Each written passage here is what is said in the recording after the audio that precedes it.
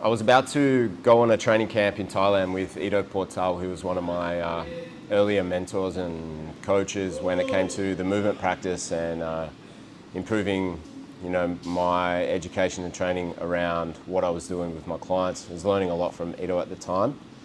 And he mentioned to me that we were going to be doing some jiu-jitsu on this camp. It was like a week-long training camp. And I thought I would get a jump start on it. And I knew Hab Heske from Mach 1. And I decided to tell Hab that I was going to give jiu-jitsu a go. And I decided to go down and do my first class. And I remember so clearly because it was a lunchtime class. And I just was totally uncomfortable. I had no idea about martial arts. I'd never done anything like that in my life. I'd done some boxing and stuff like that, but the first time doing any grappling or wrestling or anything like that, and everything felt so unfamiliar.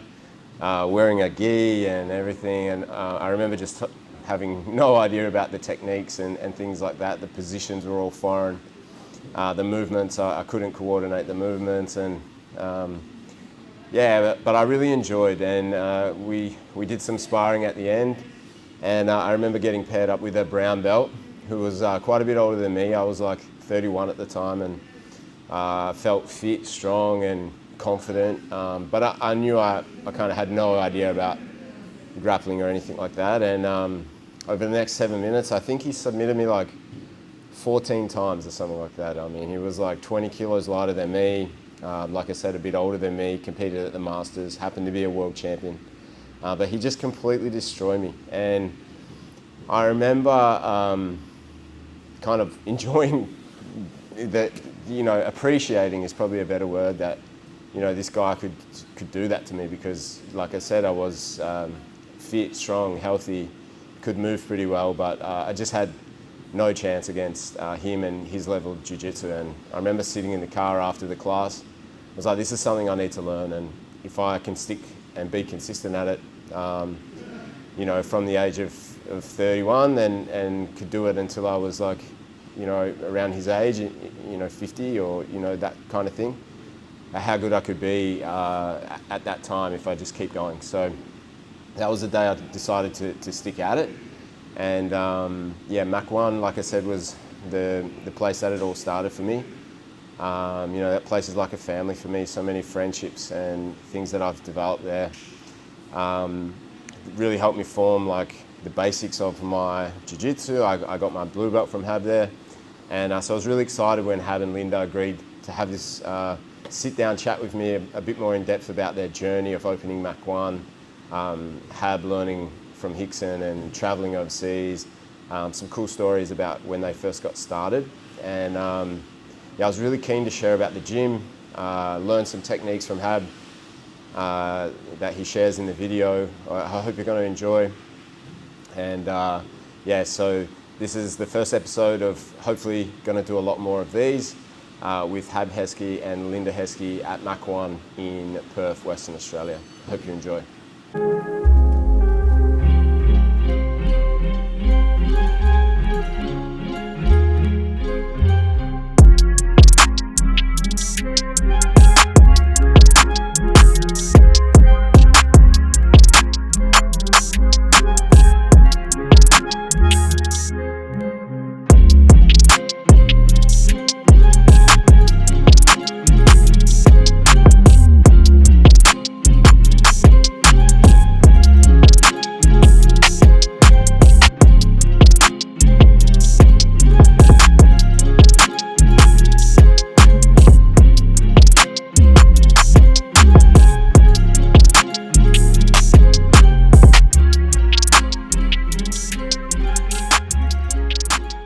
Tell me about a time that jiu-jitsu has come in handy, or Hab being a martial artist has come in handy in the real world.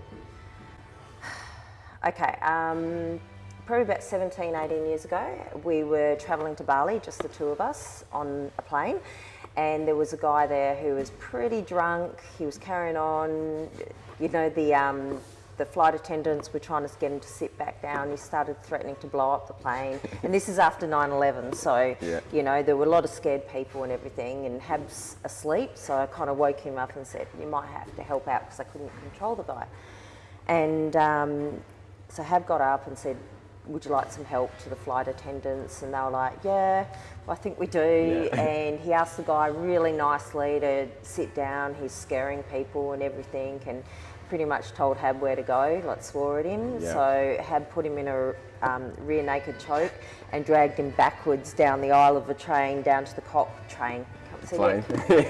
down towards the cockpit of the plane, Yeah. and put him to sleep. Yeah. So then they gave him some handcuffs, they put the handcuffs on him, and they asked him to go and mind him at the back of the plane for a while. So that came in very handy, and there was a few kids who were pretty excited on the plane to see that.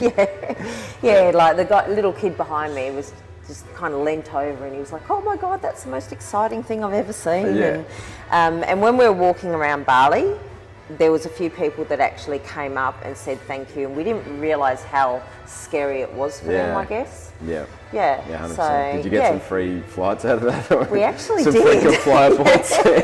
Yeah, they upgraded us to business class on the way back, and they actually gave us free flights again to come back another time, but I'm not supposed to mention that. That was on the condition. That's on the condition. Yeah, but that's long. It's been a while now, so maybe that's okay. Yeah. That's cool. Yeah. So obviously Mach 1's 25 years old now and going strong, but tell us about the early days of Mach 1 getting started and what that was like. Okay. Well, I probably came along about 28 years ago or something like that, and Hab had just come back from filming a movie in Thailand. And he had these jigsaw mats, and he'd been teaching martial arts prior to going away and doing whatever he was doing, making movies and things like that. So he started travelling around to other people's houses with jigsaw mats in my car, setting them up, teaching privates, and then we got a little unit in Yokain, and the single garage had all the little jigsaw mats and everything, and people used to come there and train. So Hab's been into Jiu-Jitsu for a very long time, like well before it became cool to be into it and everything. So people started coming around the house all the time, started in the morning, went through to the evening, and it just kept growing and growing and growing. And some of the people who've got their own schools, have come through our doors and trained and been there in the beginning. Armando was right there in the beginning and still is here. And it got to the point where it just grew too big, and it was time to open an official building that we were renting out, and that's where the 25 years started. So it actually started before the 25 years. If you include their time in the house. It actually predates that. So, but when we moved into an actual building, which was just down the road on Guthrie Street in Osborne Park, that's when we've said that's when the 25 years starts. And so how many gym relocations has there been until you've got into this? We've always been in Osborne Park, so we're in Guthrie Street, Osborne Park, then we moved across the road on Scarborough Beach Road, and then we relocated here. So we needed the room. And just got bigger and bigger each time? It just got bigger and bigger each time. And we've actually run out of room again, but don't fix what's not broken. So obviously Hab is like super dedicated, he's very hardworking, he's put a lot of time and effort into the gym. But is there something else that makes Hab unique when it comes to being successful in, everything he's done from the movies to kickboxing and then into jiu-jitsu and obviously growing a business? Number one, he lives and breathes not just jiu-jitsu but the gym completely. He's got this balance where he's in the ocean every day, surfing, he's got his coffees and things like that. We've all bought the coffees. We've all got the had to go buy the coffees. Just his dedication to, this is his life, like the jiu-jitsu. When he does something, he sees it all the way through. His dedication to the gym, and the gym everyone here wants them to have the best experience. Like anything that we do improvement-wise, it's for the guys here and the girls, so it's for them. So I can't ever see him retiring. He'll still be like 75 and rolling around and then hobbling off the mats,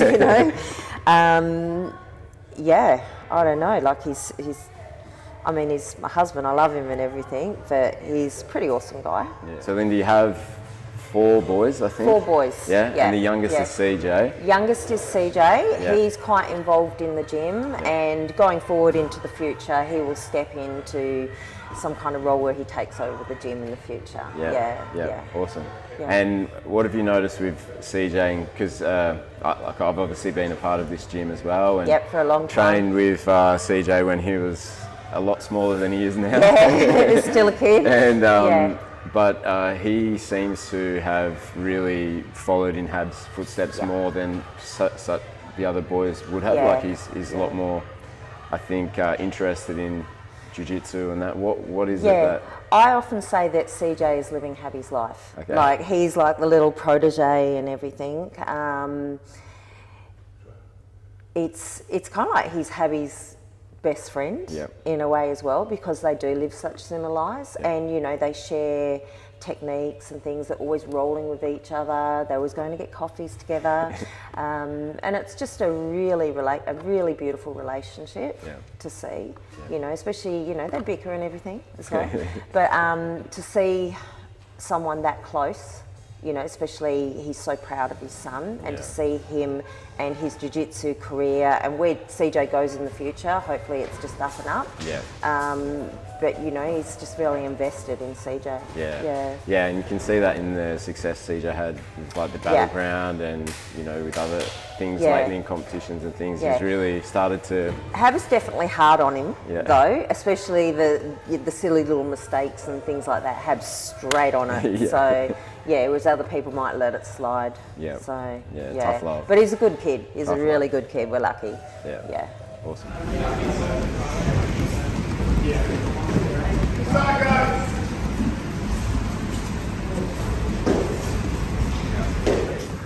So what technique are you going to share with us today? So we're going to work, it's a common factor that happens in jiu-jitsu is like when you've got mount, sometimes you can't clear that foot, or if you're passing, you get sort of good in that sort of quarter guard stuff. So it's something to eradicate that. So let's go look, first of all, sometimes you have mount, and then it'll push you to sort of half to the quarter, and it'll get stuck here. All right, always trying to fight, get out, and sort of switch here. Sometimes it's pretty hard to get out. Cool. So what I'm going to do, guys, I'm going to use my instep against his instep. So I actually hook his leg. All right. So my leg, my instep goes onto his instep here, nice and tight. Now I want to look away and start walking my hands right to his backside, like so. Cool. Still keeping that hook. So it makes it hard for even when he tries to move, he's locked here. Cool. And if he does loosen up, to get out, to make space, it's probably going to give me my mount. Cool. Again, got the hook here. I'll walk my hands all the way back. Cool, keeping my instep tight. Now from here, my hand closest to his head is going to shoot back to his feet. So I can see all the 4 feet now. Cool. My hand, make sure, needs to come past his hip line, not above his hip line. If I'm here, I'm sort of stuck here, all right? So I'm going to shoot right above here. Cool, it's going to make the sweep a lot easier. Cool, I can connect with the leg for one. And all I'm going to do is come around, kick out. I like to control the collar and the belt, hip escape, and using, see that flaring on my foot here? Hook inside, control, and seat belt. Right. The same scenario can be sort of like in a De La Hiva or reverse De La Hiva situation where I can sort of come in here and start shoot the leg here. Cool. And then I'll just like to come across and start bringing my knee, and then we're back to the situation here. Cool. Hook the leg, walk my hands over to the backside. Cool. My hand shoots below his hip, the roll here. Grab his belt with his pant, actually pant is better. Then I hip escape. And I use that hook inside to grab hook, and then from here, seatbelt. So Hab, tell me a little bit about like your journey with martial arts, and probably because you got started a lot before jiu-jitsu and you were doing kickboxing and stuff, but at what age did you start to get involved in martial arts? So my father started me in judo when I was 10 years old in 1978, and I achieved the rank of green belt as a junior in judo. and then we migrated to, and that was in Vancouver, Canada, and then we migrated to Australia in 1981, and then I started boxing at Police and Citizens Club in Kensington, some amateur boxing, and then I found karate, so we started a local karate in Riverton in Western Australia, and then from karate, it was like early 80s, then we got into PKA kickboxing, which was kickboxing above the waist. You know, it's like, you know, we used to wear the karate pants and the boxing gloves, and then we started going into kickboxing or Thai boxing, and then I had a bunch of amateur fights and a bunch of professional fights. Fought professional in Muay Thai. Achieved a few titles: Australian heavyweight title, South Pacific cruiserweight title, and the West Australian WKA state title in Thai boxing. So around that time, it was about 91, and then there used to be a local magazine called the Blitz magazine, and they had a thing on with Gracie Jiu-Jitsu, and you know, challenging people and stuff like that. Was pretty, you know, and it was like a no rules style. So thought this was pretty cool. So then I travelled to the United States to find out where, you know, to learn a bit from these Gracies, and you know, end up training with Rickson Gracie, and he was in Pico Boulevard in West Hollywood. There's only about 5 or 6 people in the class, and I thought it was pretty gun-ho, you know, that age, you know, like, you know, a bunch of titles, you know, had a sort of good name for myself in Australia as a kickboxing, and then I got pretty humbled pretty quick, and choked out in about a couple of seconds, and then I fell in love with the sport, and that's the way it went. Yeah, awesome. And so what was it like sort of, you know, back then, because obviously, you know, it's grown a lot now in popularity and things like that, but, you know, having to travel like to the USA and learn, and like after that first exposure to jiu-jitsu, like what was your journey with jiu-jitsu? Because it's not like you could come back to Australia and keep practicing or learning, so what was that sort of? So it was, I mean, I love traveling. I always traveled, you know, I traveled from when I was like 17 years old to Thailand and back, and you know, Japan and places like that to learn more kickboxing and stuff. And then going to the States was good. I've been to the States before as a young kid, but you know, on the West Coast, you know, near Seattle and stuff like that. But being to Los Angeles in the early 90s was pretty cool.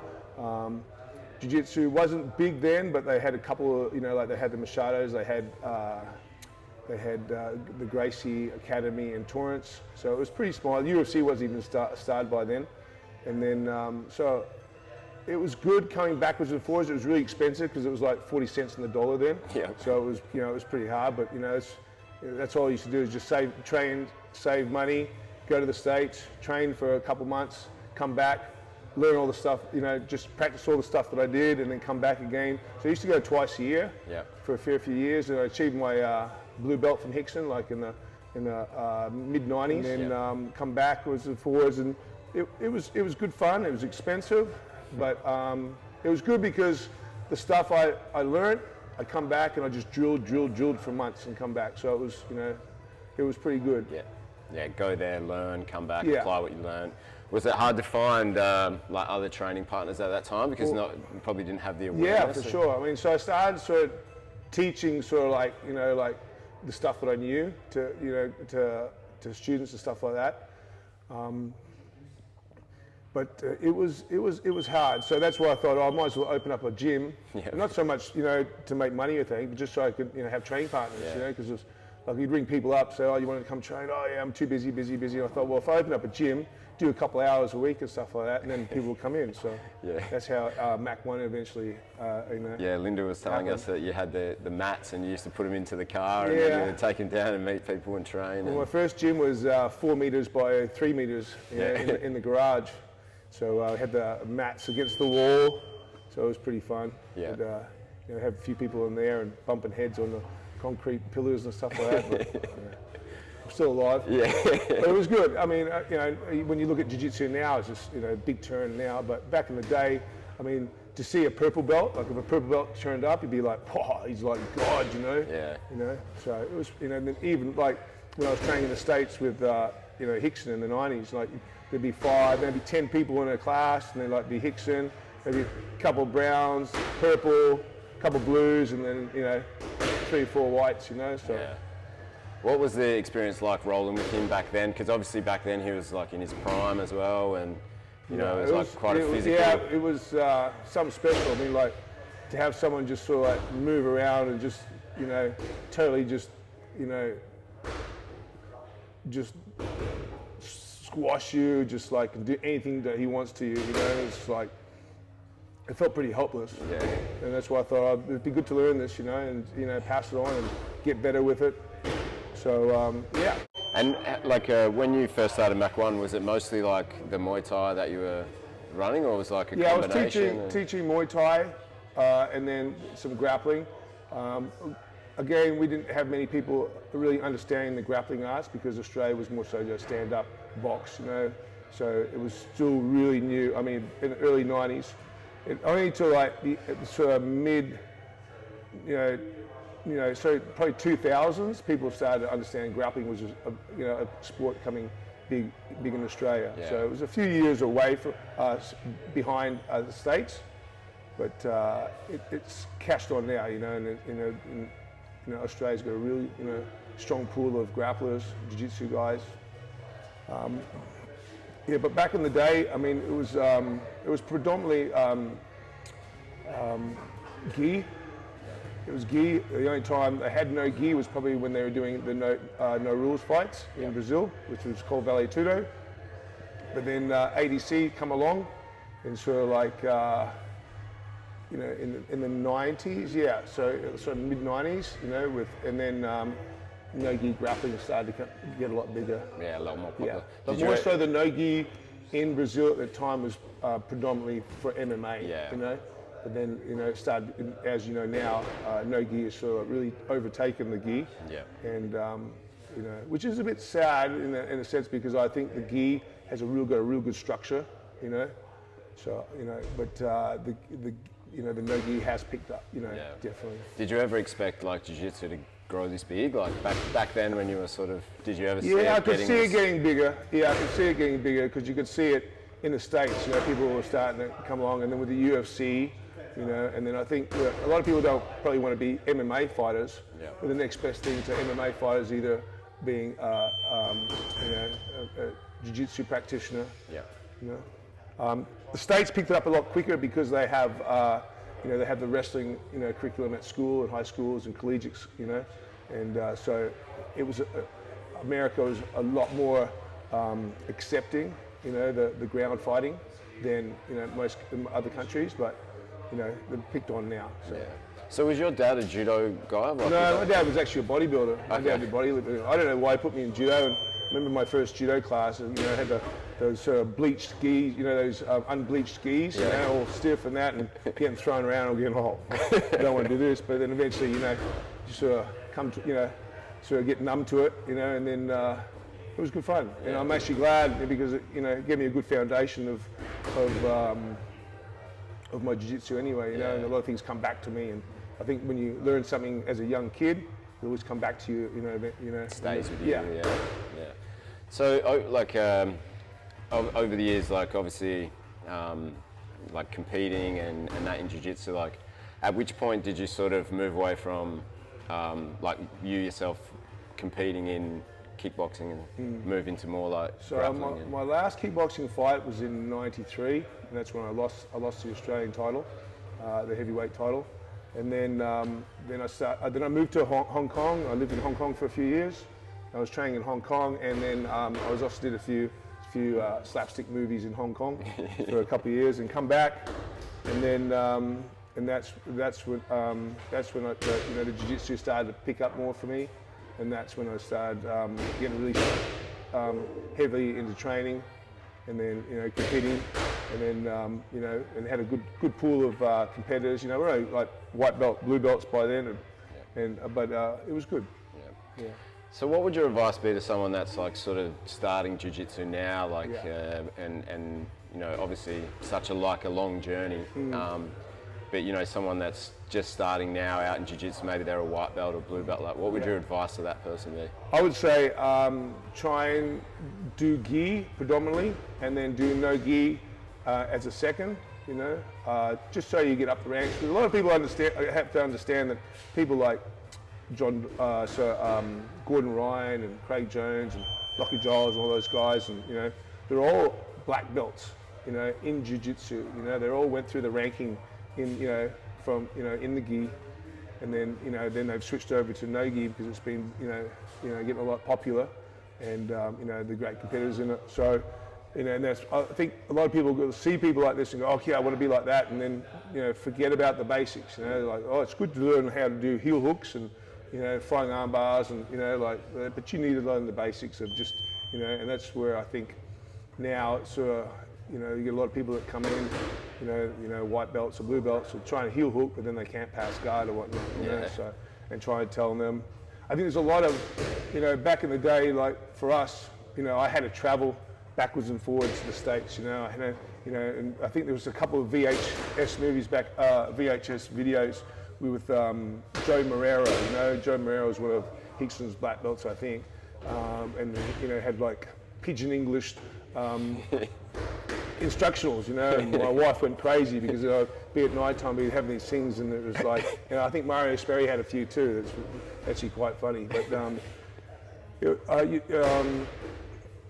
that's what we had. So it was really hard. I think the you know, and that was but basic stuff, good stuff, you know, and you know that's, you know, but now there's so much out there, so much material out there, and then, you know, I think there's, you know, like you see techniques in Instagram reels, like 10, 15 techniques to get to the back with this and that. Yeah. So I think the biggest thing, I think, is get a good instructor, find a good instructor, and just, you know, learn the basics first, and then from the basics then you can come on. But I try and get all my students, you know, if they're no gi, at least do gi once a week. Yeah. You know, just to slow it down, you know, and just, you know, so you can slow it down and just process everything. Yeah. Sometimes no gi's too quick sometimes, and you can't scramble, and, you know, and everything's just lost, you know. So I think if you can slow it down, you know, especially in the earlier stages of your training, you know, like we come back to it, you know, the basics, you know, just, you know, refine them, just drill them. But now there's so much out there that people are like, oh, I'll do a couple of them, and I'll do a couple of them, and a couple of them,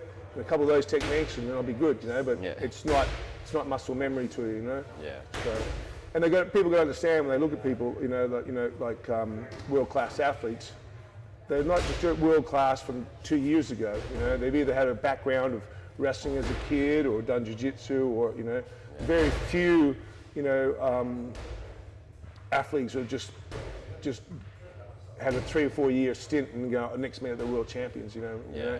Yeah, so 10 years to become an overnight success. Yeah. So you see a lot of people, you know, like, oh, even look at surfers and you think, oh, that surfer's awesome. You know, and you might be the same age as that surfer. You think, I want to be like him. And you've got to realise, you know, he might have been surfing when he was 5 years old, you know. So you got like, you're probably 17 years backwards, you know what I mean? So that's what they have to understand. And like I said, a lot of the guys that you do see the world champions now are predominantly from gi originally anyway, you know. Yeah. How much has your jiu-jitsu changed, like in terms of like techniques or style, or as you've gotten older in the sport? Like, has your jiu-jitsu changed at all? Or yeah, I think I'm less dynamic as I was as a younger boy. But yeah, so I think now I really like, you know, try and capitalize on everything I get, like position-wise, you know, like not just jump. You know, I think really sort of be more methodical with it. And then, and just slowing it down, and sort of like, I mean, because I've lost most of my fast twitch, probably a lot of my twitch, but yeah, so now I have to be, you know, like when I'm rolling, you know, I'm 55 this year, and I'm rolling with 20-year-olds, and, you know, I'm thinking like, oh, I just can't beat them speed-wise or power-wise, so I just have to be a bit more technically and, you know, a bit more, you know, mindful of what I'm doing. Yeah. And how good has it been to start to see CJ coming through and like sort of following in your footsteps with training, and you know, he's become very dedicated to training recently, and I know out of all the boys he's probably the one that's put the most time into training. How's that been, having him now because he's not a kid anymore. He's gotten a lot bigger and stronger. And how's that experience of being able to roll with your son like that? Well, as a father, I mean, I tell him off and then I go to my room. So, but no, it's great. And again, like when CJ started, he's 21 now, and he started when he was 6. Yeah. So he's been competing from 6 years old. So and now he's a purple belt. So I think he's pretty high level in his purple belt. I want him to travel a bit more and compete internationally. He's pretty good where he's at, but I think internationally he needs to learn a lot more. It's good. It's like any kind of family member when you train with. You sort of like a love-hate relationship. It's like sometimes we're arguing and and just listening, but every time we roll now, he's got the better of me. I think. So I've got a couple of things under my sleeve, but he's definitely he's definitely doing well.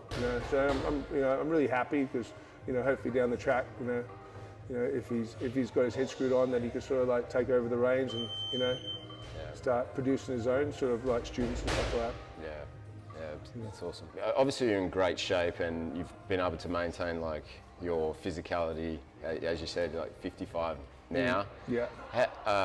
And what is it that you're doing like on, off the mats, and how does like a week to week schedule look like for you at the moment with training and balancing out running the gym? Yeah. So for me, I've got a background in Ashtanga yoga. I got my yoga teacher back in the 2000s, like my teacher's accreditation. So yoga's been a real help for me. I used to have a lot of lumbar problems and stuff like that, and so then I started with a good friend of mine, Morrison McQueen, and he started me off in Ashtanga yoga, and then from there we just went on to a bit of vinyasa, and my wife was getting into it, and then we're both yoga instructors and teach. So I think that's been a real blessing for me. Meeting you a few years ago, helping me with movement and stuff like that, helped change a lot of the course of my training. So and just do a bit of weights here and there. Like I've got a strength and conditioning coach, Jacob, that helps me once a week with CJ. But my consist, I'm usually up about 5 o'clock in the morning. I'll teach a class at 6 till 7:30, and then I might do some stretching, drilling. Might do some wrestling. I'll probably wrestle 3 or 4 times a week. I'll try and do at least 2 or 3 times gi and maybe 1 no gi. Or sometimes I might change a couple no gi. But now, as I get older, I understand that I don't have to wrestle every day. I try, even though when you have a school, sometimes you feel like you have to wrestle with everyone. But I think you have to be a bit mindful and just realize, well, hang on, I need a rest day. So back in the day, I could wrestle Monday, Tuesday, Wednesday, Thursday, Friday, Saturday. Now I might wrestle Monday, Tuesday, have Wednesday off, Thursday, Friday. So I'm a lot smarter than I was because again, I've carried a few injuries over the last few years, So just being smarter. So if I consist of 3 or 4 wrestling a week, in jiu-jitsu, maybe a couple of weights, and then I try and stretch at least every day. And then on my off days, if there's some good swell or something, or a good surf, I'll go surfing. So yeah. So in terms of travelling, we're going to see you competing at the Masters Worlds in Vegas. So I hope, hopefully, I started going to the Masters like 2014, 2015. I got a silver medal in the Masters in gi and no gi in the last few years. Had a few years hiatus because of the pandemic. And then last year went back into it, so hopefully I've got a couple more years into me. So, and I enjoy it because it's great because we bring a team over. There's 5 or 6 of us or 7 of us. It's good. I don't just sit on the sidelines. I like to jump in and have some fun. Yeah. So hopefully, good. I'll have a few comps this year, a few comps next year, and then we'll see how my body holds up after. See how you feel. Appreciate it, Habs. Awesome. Thank you very much, Jake. Appreciate it. Good to have you back as well. Awesome. It's been fun. I'm just going to show you a couple of different little passes. I'll just jump down to it, Jake. Here guys, controlling the shins, like so. Cool. Then from here guys, I'm going to throw one leg under, and then I'm going to pin it with my shin here. Cool, like so. So that shuts that movement of his leg here. Cool? Alright? So what you need guys. Control the shins. Cool. I'm going to throw that foot inside and lock it. with my shin. Cool? Then from here, the hand comes on the hip, the hand comes on the knee right. So nice easy pass. So from here guys, control the shins, shoot one leg under and pin it with your shin. Cool? Simultaneously put my hand to the hip and hand to the knee. And all I do is just bump it off the side with the side slip, coming to knee right. Knee right, I like to put the hand on the floor and the hand under the neck here like so. So if he starts to move around, shuts him down. Cool. So once more, control the shins. From here, shoot that leg under and pin it with my shin. Cool. Same side, my knee is pinning, the hand comes on the hip. The other hand just holds the knee or just above, just below the thigh, and just like a little bump off the side. And keep the side control. Very important guys, that my instep is touching his butt here. Cool? So it's not floating here where you can sort of come under and then push me into half guard. Yeah, so I'll make sure that my shin, my instep is right against his glute here. So once more, control the shins, shoot the leg in, lock it, hand to the hip, hand to the knee, and pass. Guys, we're going to work on a basic sit-up sweep that I find very, that's very effective, gi and no gi.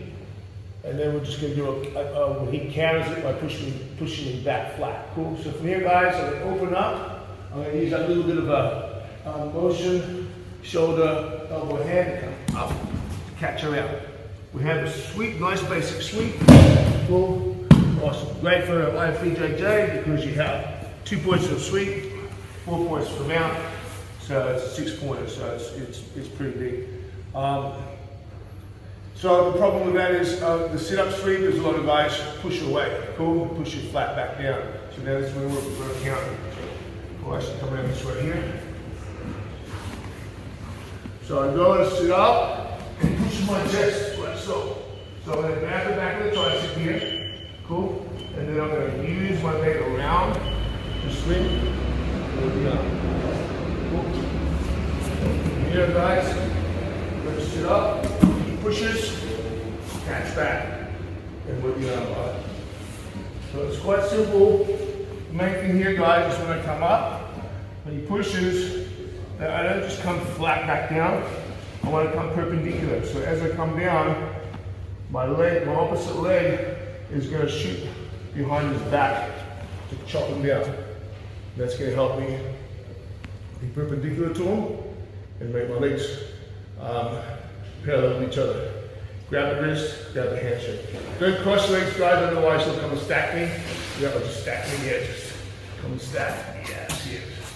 So if I'm on the bottom with an arm bar, I never cross my legs. When I'm on top, then you can cross your legs. Sweep, so once more. Go sit up, pushes, sit around. Sweep. Guys, I hope you enjoyed the episode with Hab and Lynda at Mach 1. Learned some cool techniques that you can implement into your training. I've recently relocated to the Gold Coast and been training at an awesome gym there. 11-time Queensland State champions in Southside.